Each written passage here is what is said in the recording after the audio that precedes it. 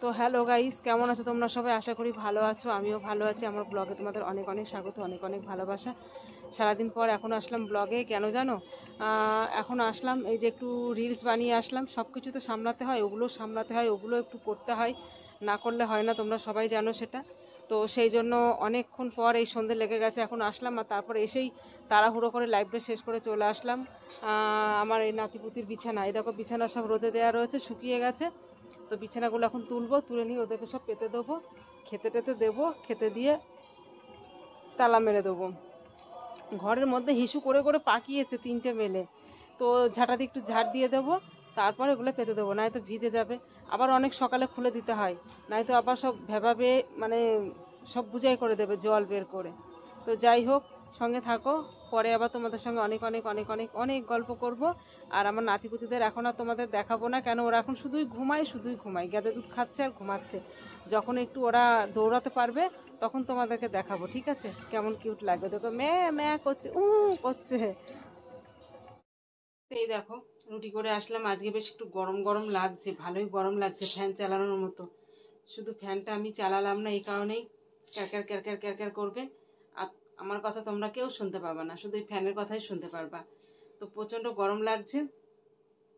দেখো, হাতটা ধুয়ে আসলাম, তারপরে বিছানাটা গুছালাম। আমার এই জামা কাপড়গুলো এই সন্ধ্যেবেলাটাতেই গুছানো হয়, রাত তাছাড়া দিনের বেলা গোছানো হয় না। একদম মিথ্যা কথা বলবো না, আমি গুছিয়েছি সব। কালকে আমার মেয়ে গুছিয়েছিল, কালকে একটু তাড়া ছিল, আমি বললাম তুই গুছা, আর আজকে আমি গুছালাম। আর আঙুর ফল খেয়েছে, আঙুর ফল খেয়ে সারা বিছানা সেই আঙুর ফলের খোসাতে ইয়েতে মানে বিছিয়ে রেখেছিল, সেইগুলো এসে ঝাড় দিলাম। এখন খাওয়া দাওয়া করবো। আমার চার্জার আছে, ওদের চার্জার আছে ওই ঘরে, দেখ ওই ঘরে, ছোট ঘরে, ছোট ঘরে। আমার চার্জার লাগবে না। তো পেয়েছিস পেয়েছিস। আরে দেখো, আয়নার সামনে যাবে আর শুধু ইঙির বিঙির নাচবে। দেখো দেখো কেমন, দেখো খাই না দায় না, মনে হচ্ছে সারা কোনো জন্মেই খেতে পায় না। এত খাই দেয় তবু সে কথাই বলে না, খাই দেয় হাড়ে বোঝে পারে না কপালে দোষে, সেই অবস্থা ওর। খাই দেয় তবু মাথায় লম্বা হচ্ছে, গায়ে লাগছে না।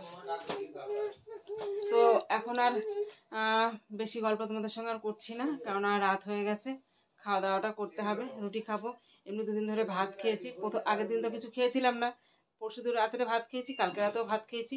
ভাত খেলে যেন আমার মনে হয় পেট মোটা হয়ে যাচ্ছে। তো আজকে আর ভাত খাবো না, রুটি খাবো। আংটি একটু দেখো, দেখো। তো ঠিক আছে, সবাই ভালো থেকো, টাটা, বাই বাই।